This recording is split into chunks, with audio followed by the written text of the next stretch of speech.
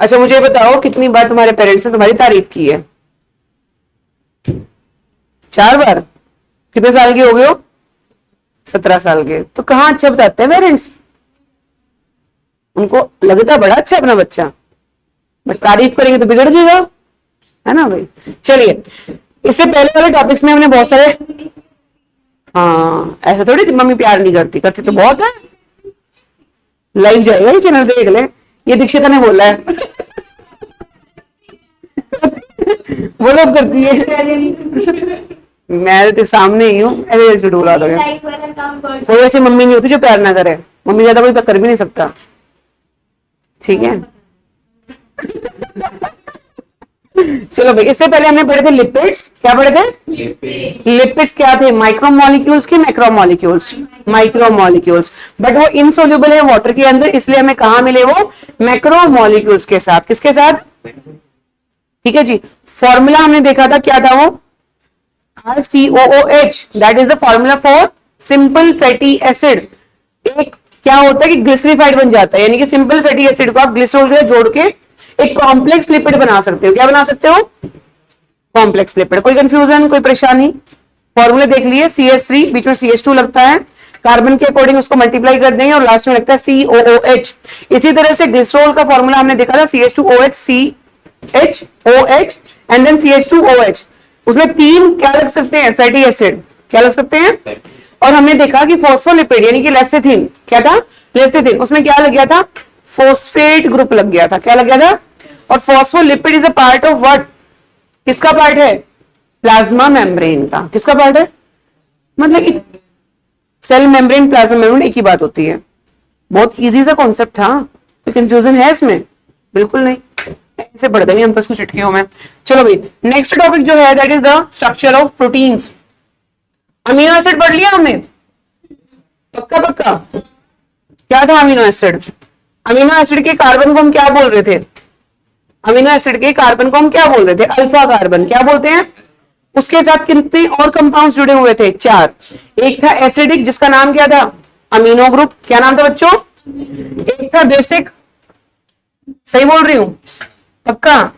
जो मर्जी बोल दूं वही सही है। एसिडिक COOH था। कौन था एसिडिक? कार्बोक्सिलिक एसिड एसिडिक है बेटा। अमीनो ग्रुप बेसिक होता है। क्या होता है? उसके अलावा एक लगता है R group, that is alkyl group, और उसके अलावा क्या लगता है? H। क्या लगता है? तो ये 4 चीजें अमीनो ग्रुप के साथ जुड़ी होती है। मतलब अमीनो एसिड के अंदर अल्फा जो कार्बन है आपका, उसके साथ जुड़ी होती है। वो एक अमीनो एसिड था। इधर देखो ध्यान से, वो एक अमीनो एसिड था। ऐसे बहुत सारे अमीनो एसिड अलग अलग तरह के। Protein is a heteropolymer. Protein क्या है?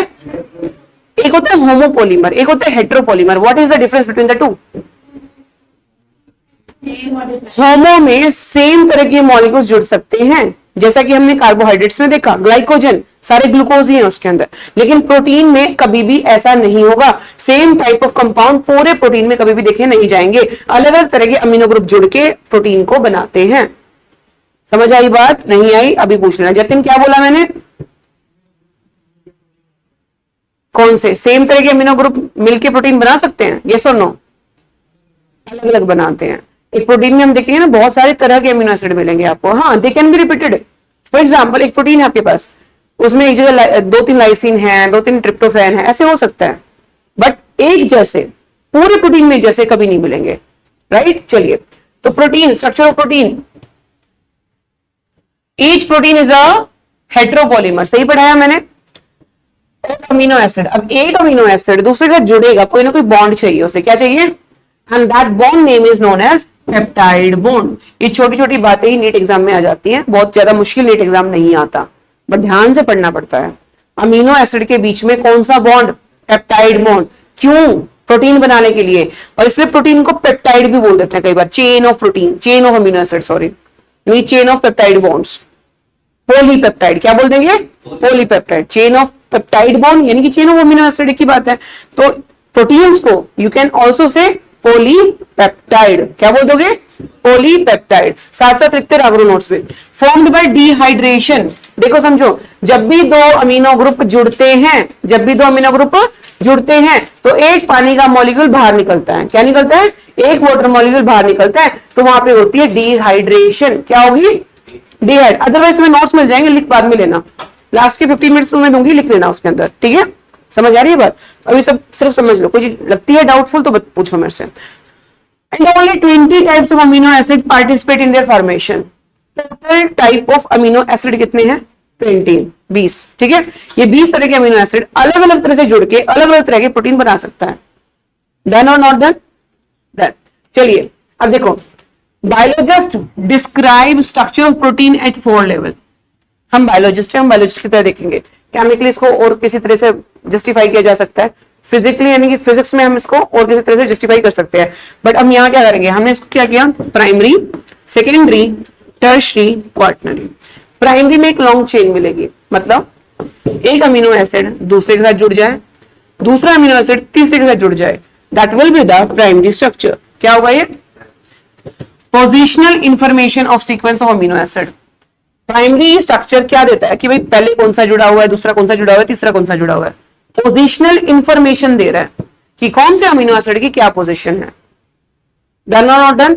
डन।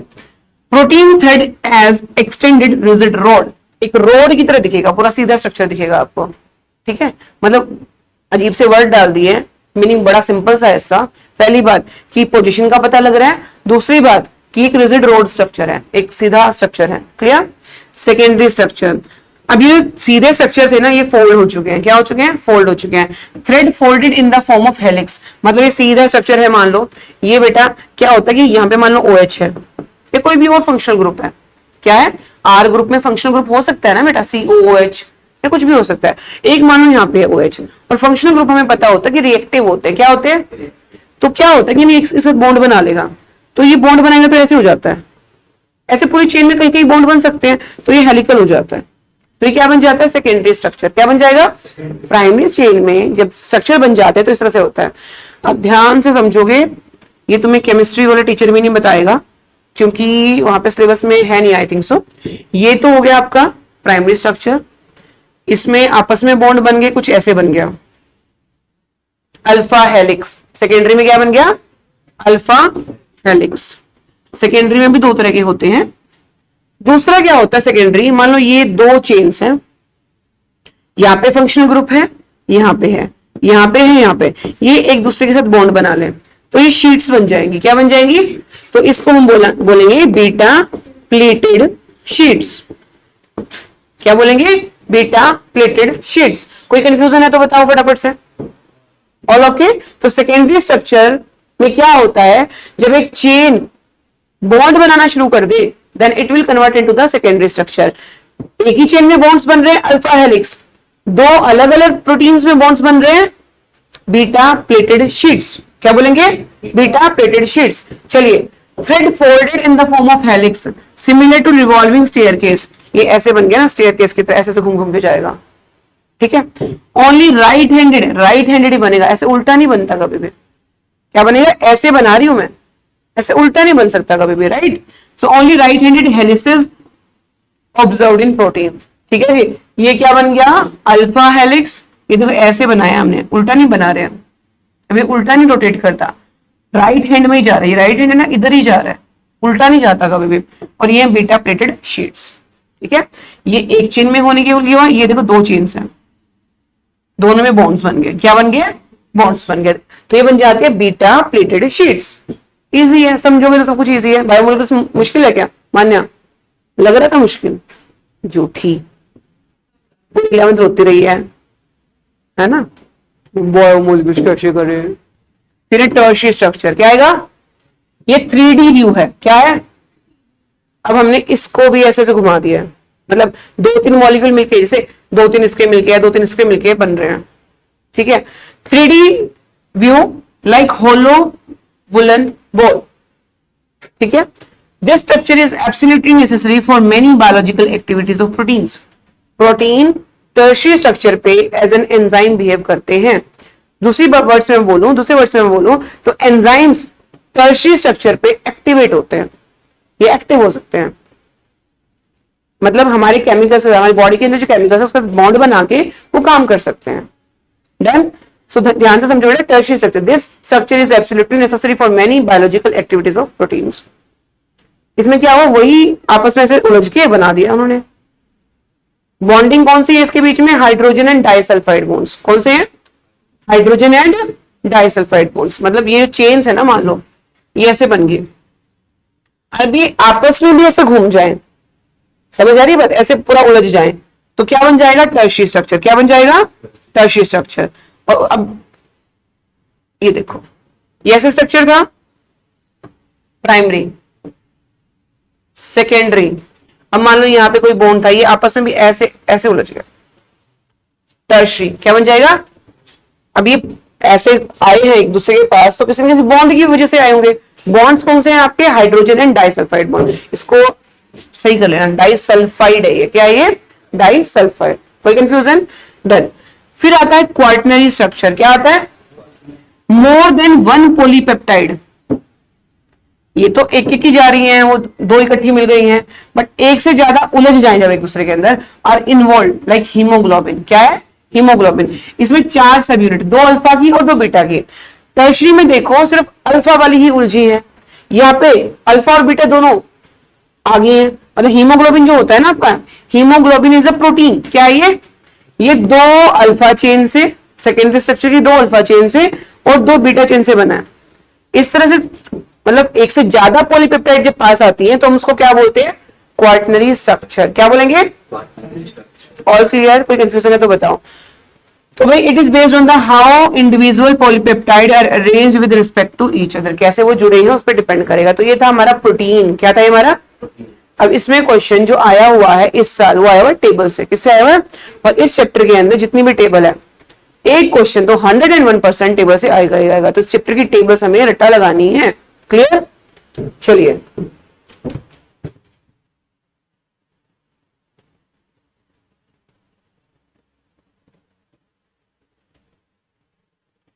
एनसीईआरटी हमने बंद कर दी है क्या? ये रहे। चलिए देखो, एनसीईआरटी यदि रीड करें, हम कर रहे हैं तो अच्छे से कर ले। एनसीईआरटी रीड करना वैसे भी जरूरी होता है, और आजकल हमारे मे एग्जाम चल रहे हैं बच्चों के, तो खुद से घर पे करेंगे नहीं, मान्या तो करेगी, मान्या के पेपर नहीं है। चलो, प्रोटीन्स और पॉलीपेप्टाइड्स। क्या है? पॉलीपेप्टाइड्स। बताया था कि पेप्टाइड बॉन्ड की चेन है तो polypeptide. They are linear chains of amino acid linked by peptide bond. Then linear chain है, पेप्टाइड बॉन्ड से जुड़ के प्रोटीन्स बनते हैं। Each protein is a polymer of amino acid. Amino acid जुड़ के क्या बनाते हैं? प्रोटीन बनाते हैं। There are 20 types of amino acid. Example दिए हुए alanine, cysteine, proline, tryptophan, lysine. ठीक है। अब प्रोटीन इज अ हेटेरोपॉलीमर। क्या है ये? ये होमोपॉलीमर नहीं है। Homopolymer has only one type of monomer repeating unit n number of times. मतलब एक ही तरह की यूनिट बहुत बार जुड़ जाए। एन नंबर मतलब 2 बार, 4 बार, 6 बार, 8 बार, 10 बार, कितने भी बार। एन कुछ भी हो सकता है, एनी नंबर। क्या हो सकता है? Any number. This information about the amino acid content is important as later in your nutrition lessons you will learn that certain amino acids are essential for our health. They have to be supplied through our diet. हमारी diet में जाने चाहिए। मतलब essential, non essential तुम्हें करा दिया था।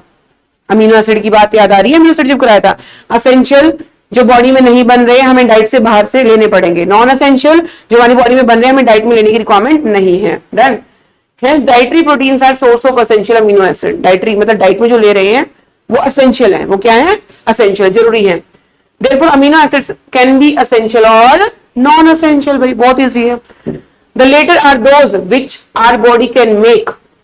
non essential जो हमारी बॉडी बना सकती है।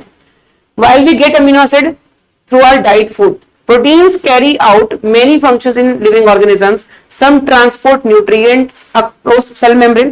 cell membrane में, cell membrane का स्ट्रक्चर जब तुमने सेल चैप्टर में पढ़ा होगा तो वहां प्रोटीन्स होते हैं। क्या होते हैं? तो होता है फॉस्फोलिपिड, उसके बाद प्रोटीन्स होते हैं। तो प्रोटीन्स ट्रांसपोर्टेशन का भी काम करते हैं। किसका काम करते हैं? ट्रांसपोर्टेशन का।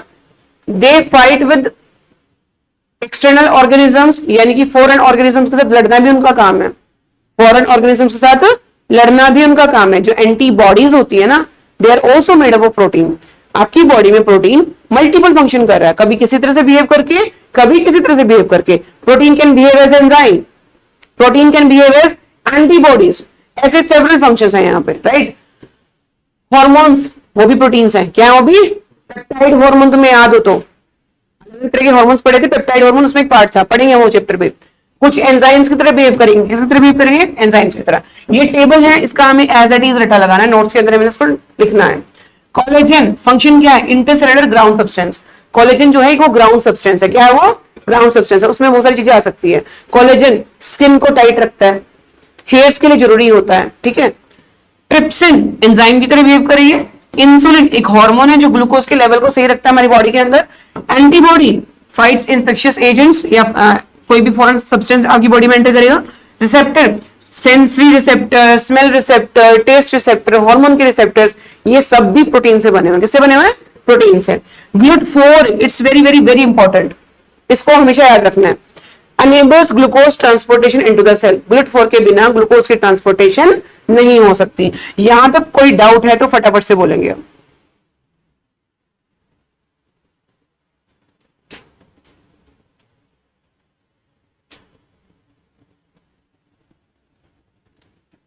चलिए उसके बाद बेटा एक यहां पे इंपॉर्टेंट चीज है जो कि हमें पढ़नी है। Collagen is the most abundant protein in the animal world. Collagen जो है सबसे ज्यादा पाए जाने वाला वर्ल्ड के अंदर आपके पास प्रोटीन है, सबसे ज्यादा पाए जाने वाला। ये इंपॉर्टेंट है, last to last year exam में देखा गया था, ठीक है। रुबिलोज बिसफॉस्फेट यानी कि रुबिस्को, कहां पढ़ते हो रुबिस्को? कहां पढ़ते हो? प्लांट फिजियो के अंदर पढ़ेंगे उसको। कहां पढ़ोगे? प्लांट फिजियो के अंदर। रुबिस्को मोस्ट अबंडेंट प्रोटीन है होल बायोस्फीयर के अंदर। एनिमल वर्ल्ड के अंदर कौन है? कोलेजन। पूरे बायोस्फीयर पूरी अर्थ के ऊपर कौन है? रुबिस्को। याद रहेगा, ठीक है। तो ये था हमारा प्रोटीन के बारे में। प्रोटीन के बारे में हमने समझा हेट्रोपॉलीमर है, पॉलीपेप्टाइड बोल सकते हैं, अमीनो एसिड की चेन से बनेगा। स्ट्रक्चर की बात करें, अल्फा हेलिक्स, बीटा हेलिक्स, दोनों किसके पार्ट है? सेकेंडरी के। इस बीटा प्लेटेड, ठीक है। उससे पहले हमने क्या पढ़ा? Primary structure. क्या पढ़ा? Linear chain. एक चेन जुड़ गई है ऐसे बॉन्ड बना के, अल्फा, बीच में शीट्स बन गई हैं, बीटा प्लेटेड शीट्स। फिर आए टर्शरी स्ट्रक्चर, एक ही पॉलीपेप्टाइड ऐसे उलझ जाए, एक ही सिंगल टर्शरी, एक से ज्यादा क्वाटनरी। क्वाटनरी में किसका एग्जांपल पढ़ा? हीमोग्लोबिन। 2 alpha 2 beta. उसके अलावा हमने इंपॉर्टेंट चीजें पढ़ी, किस किस तरह से बिहेव कर सकता है। टेबल याद की, कोलेजन देखा मोस्ट अबंडेंट है एनिमल वर्ल्ड में, रुबिस्को देखा पूरे बायोस्फीयर में। कोई डाउट है तो बोलो फटाफट से। प्लांट फिजियो के अंदर बेटा